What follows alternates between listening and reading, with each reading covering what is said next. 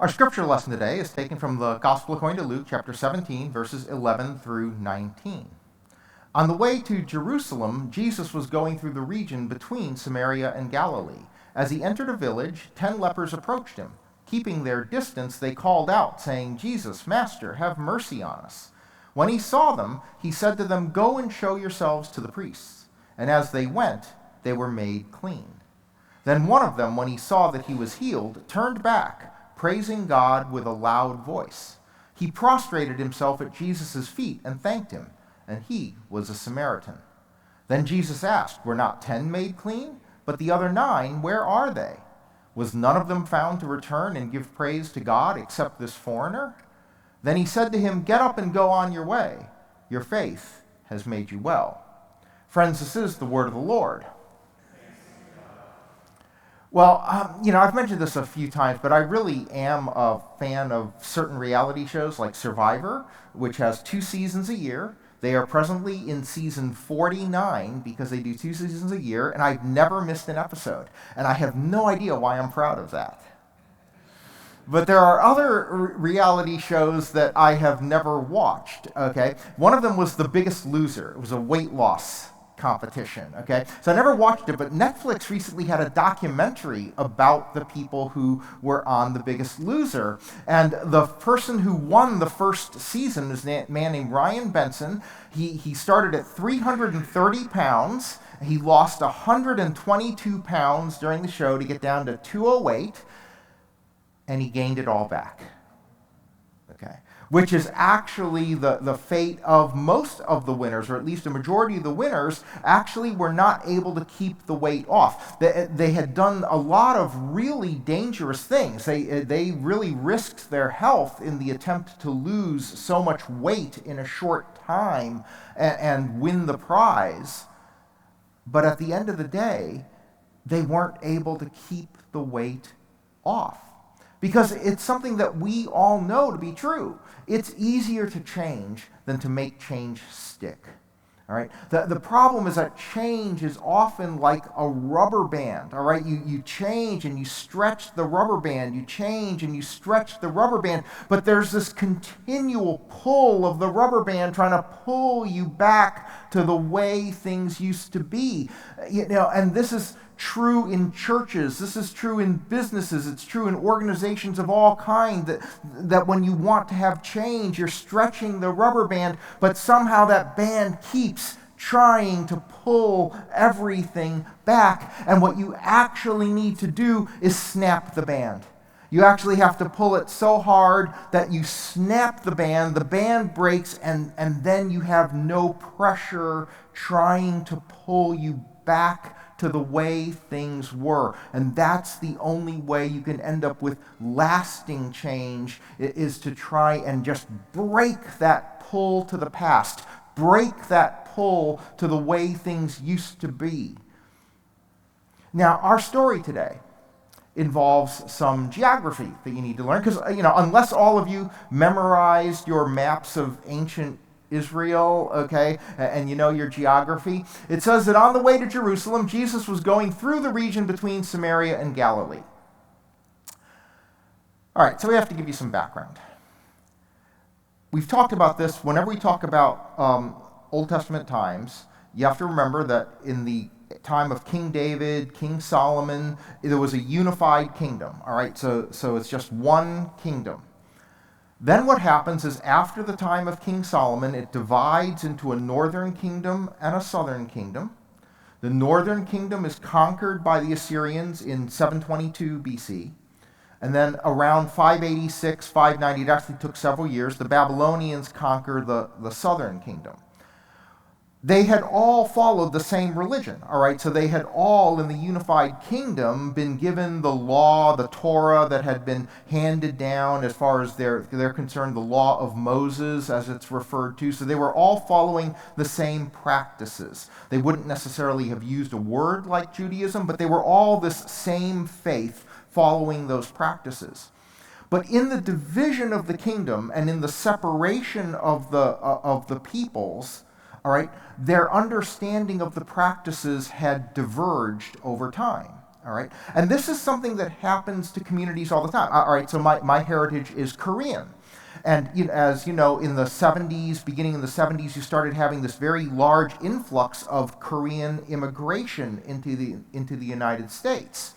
And one of the things that I know about my friends who are Korean pastors in the fully Korean language tradition is that the Korean Presbyterian Church in the United States diverged very much from the mother church, the Korean Presbyterian Church back in Korea. And what's even more interesting about it is that the Korean Presbyterian Church in America is more conservative than the mother church in Korea. Because what happened was that as the immigrant community formed here, they became very concerned with preserving Korean culture, Korean tradition, and part of that was preserving the Korean church as it had been when they left Korea in the 70s. In the meantime, the church back in Korea, right? Korea is becoming a global economic force, and LG and Samsung and everything is growing, and they're modernizing, and the church modernized with them.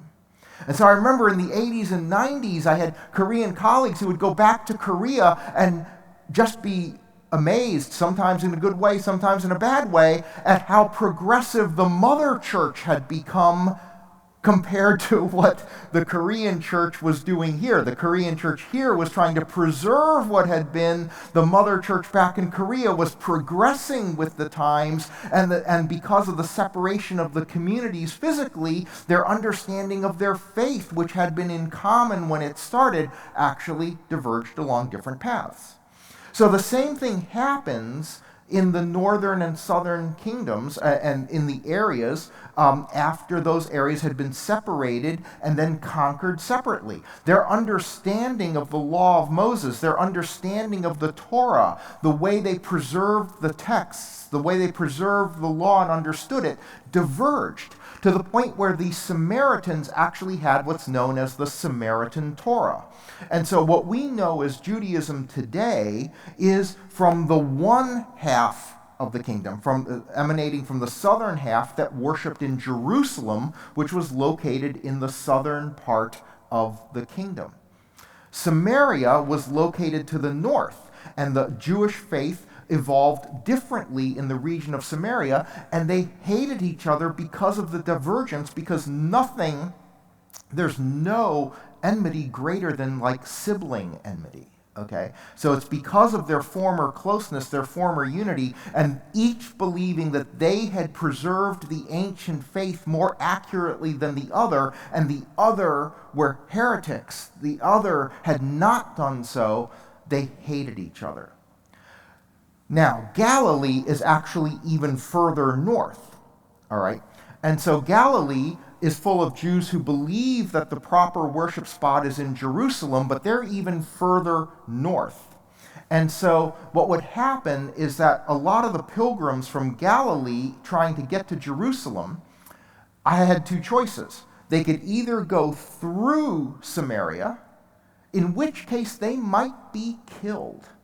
All right? So sort of think of it this way. Think of it as like Westchester County is Galilee, but they believe that the proper worship location is Delaware. All right?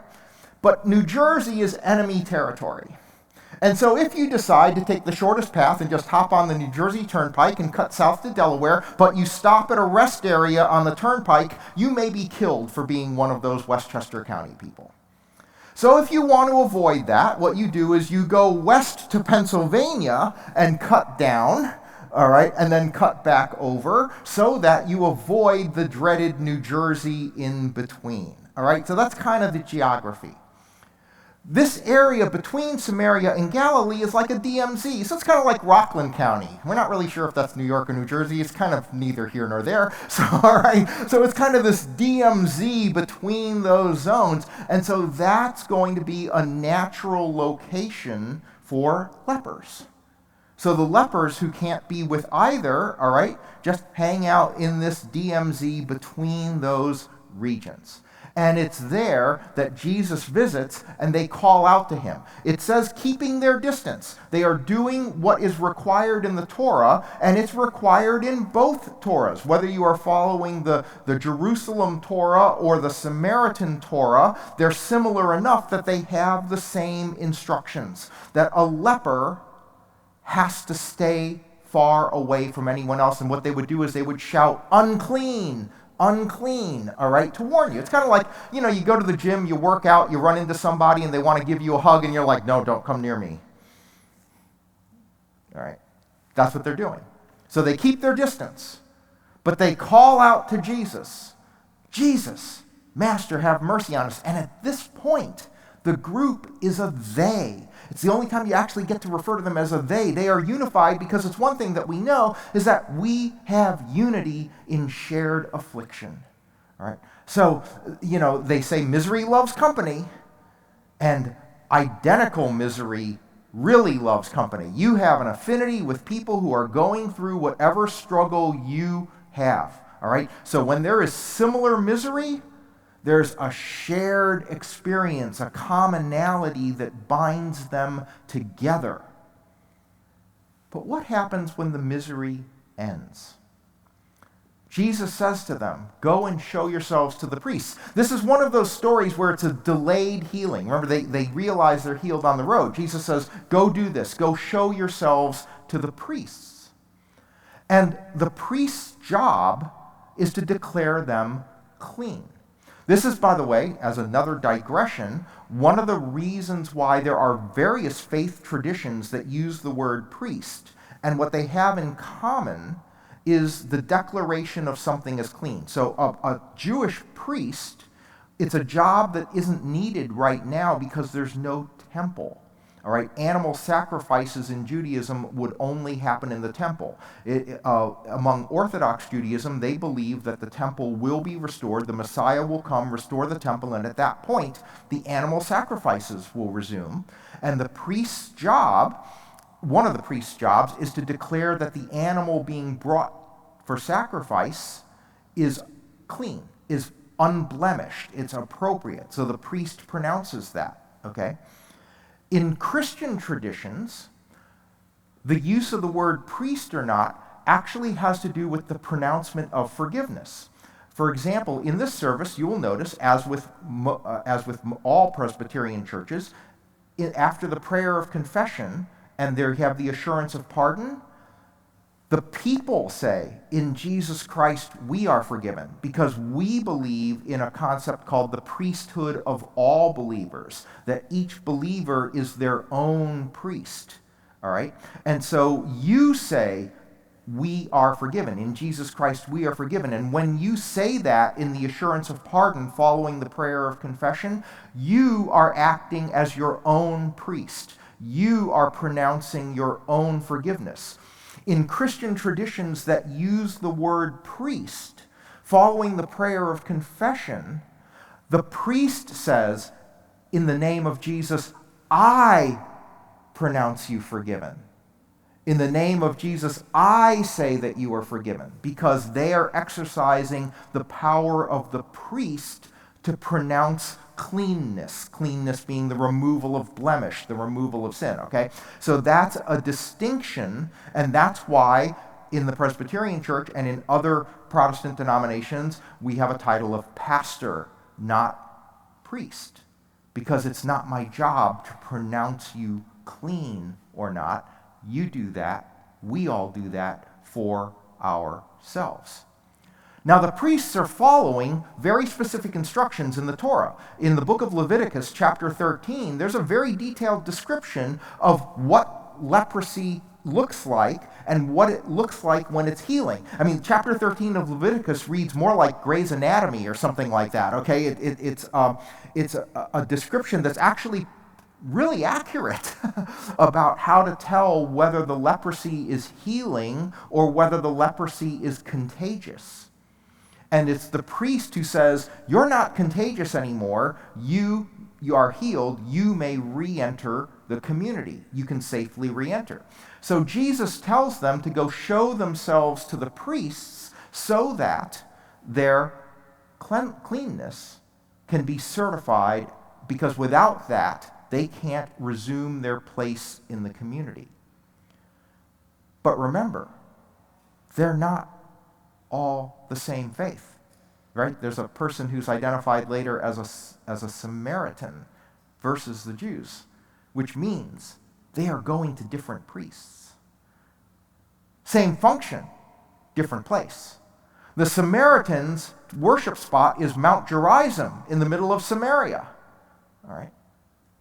Jerusalem is where the temple is. And they are not friendly. As I said, if you were Jewish and you were heading through Samaritan territory, you might be killed. The temple had a sign on it in Jerusalem that said, "Foreigners who enter will be killed." Right? Our greeters do not have that sign here. Okay? All right? And so there's literally a sign at the Jerusalem temple. So if the Samaritan tried to present himself to a Jewish priest in the temple for cleanness, he would actually be subject to being killed. Jews going to Mount Gerizim would likewise be subject to being killed. So they are not going to the same place.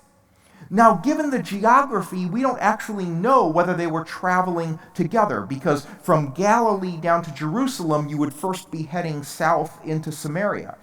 But it's more likely that the Jews in the group would choose to go either west or east, to go around Samaria in order to get to Jerusalem, while the Samaritan would take the straight shot toward Mount Gerizim.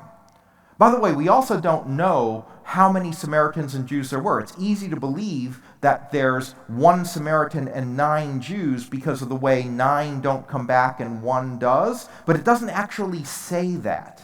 So we can't presume that the 9 are all Jews. There could have been Samaritans among the 9. They could have split in different ways as they were traveling. Because it also doesn't say that they were traveling together.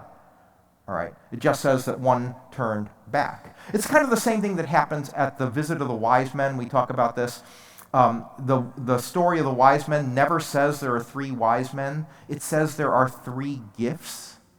It's just that in modern Western culture, there's this presumption that everyone would bring an individual gift. The concept of a group gift just isn't there. But it just says the wise men visited and there were 3 gifts: the gold, frankincense, and myrrh. And so we just kind of presume that each one brought one thing, as opposed to them, Venmoing each other and pooling the money and just getting the gifts, right? That's what you do today. And so there are ancient pictures, ancient paintings depicting the scene with as many as 20 wise men. Because the ancient world, they didn't presume that 3 gifts meant 3 people. All right. So in the same way, we don't know that it's 9 and 1 in the Samaritan and Jew breakdown in terms of the lepers, but it's easy to presume that, because 1 comes back and he's identified as a Samaritan and the other 9 did not. But what did happen in this was that although they didn't have the same destination, and so what happens is that their healing restored their separation. The unity that they had had in their common affliction, the they with which they yelled out to Jesus, is now destroyed by the healing. Once they were healed, they go back to being divided. They go back to going to different places because they could not have gone to the same priests. They would not have gone to the same place. Neither is welcome at the other location. But the one doesn't want to go back. The one comes to Jesus and says, I'm worshiping you now. The one chooses to have a different future. The one doesn't go back. The one decides to go forward into a relationship with Jesus, which none of the 10 had.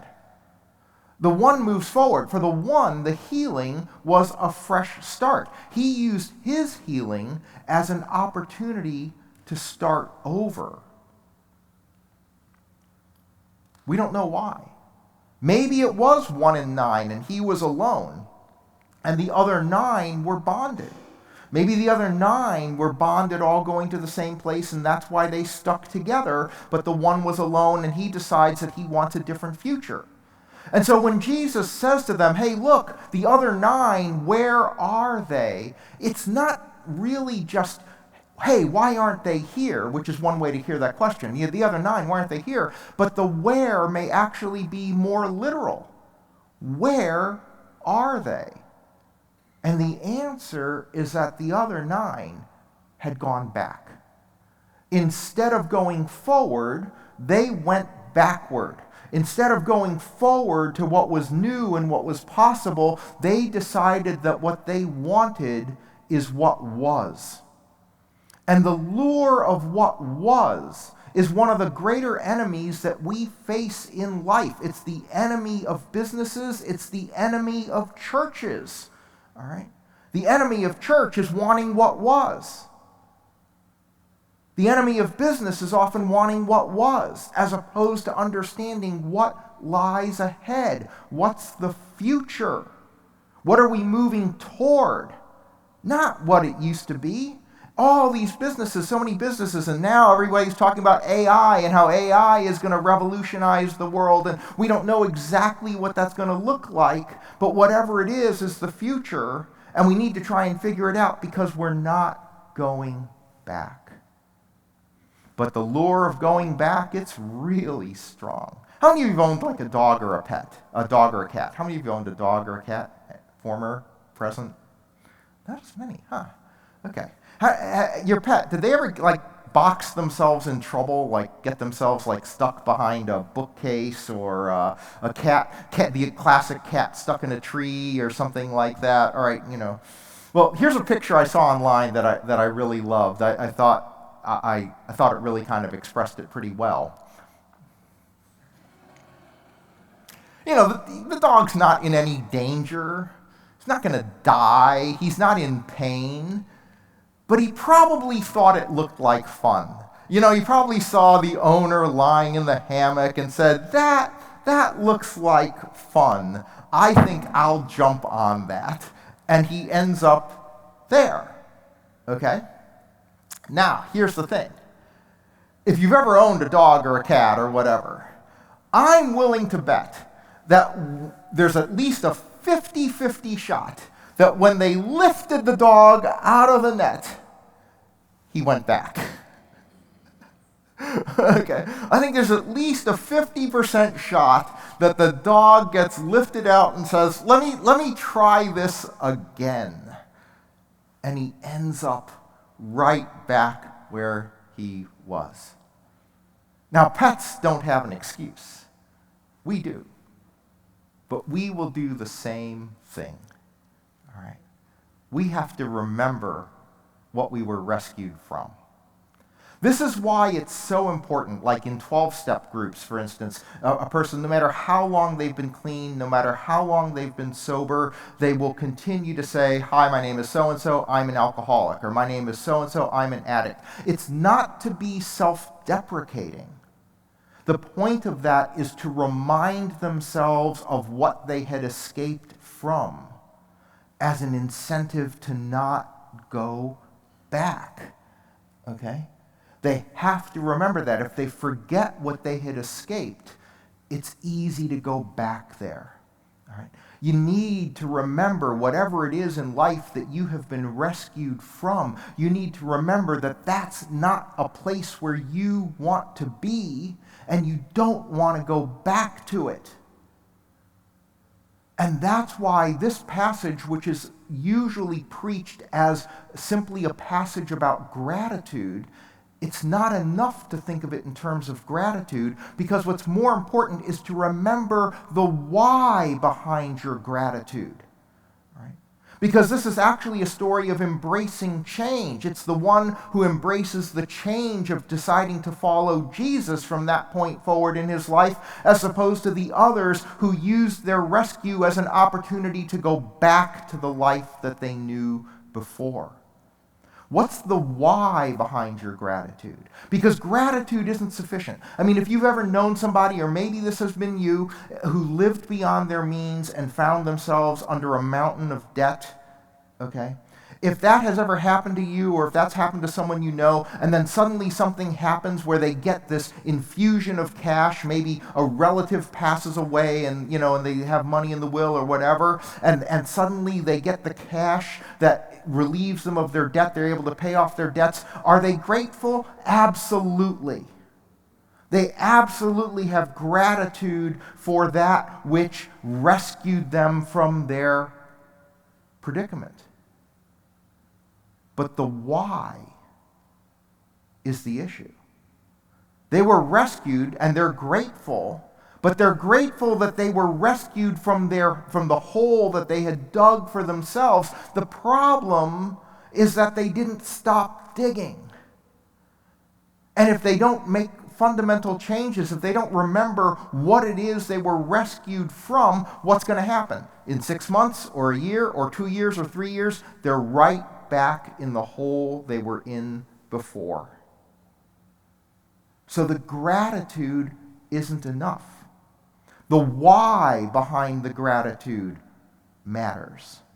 The why behind the gratitude matters because so often we are simply grateful for being rescued and restoring us to a place from which we can redo the problem we had in the first place. We're grateful to be that dog lifted out of the net so that we can jump right back into it. The actual gratitude that we need to have is the gratitude of living a changed life. See, we're all grateful that Jesus died for our forgiveness. But that gratitude can't simply be gratitude so that we can sin some more, all right? That's not the point. The point of the gratitude, to be grateful for it, to remember the why, is so that we can live differently. Right? It's to be forgiven so that we can live differently. So if you've been in a bad spot in your life, and if you haven't, good for you. I think most of us have, had a bad spot. If you've been in a bad spot in your life from which you were rescued, the real expression of gratitude is to stay rescued. Not to go back, not to repeat the problems that led to the need for our rescue in the first place. The best expression of gratitude we can have to one another, the best expression of gratitude we can have to God, is to live the changed life so that at the very least, we don't need to be rescued again from the same thing we were rescued from before. Because we need to be people who use our rescues as an opportunity to move forward, not backwards. Amen.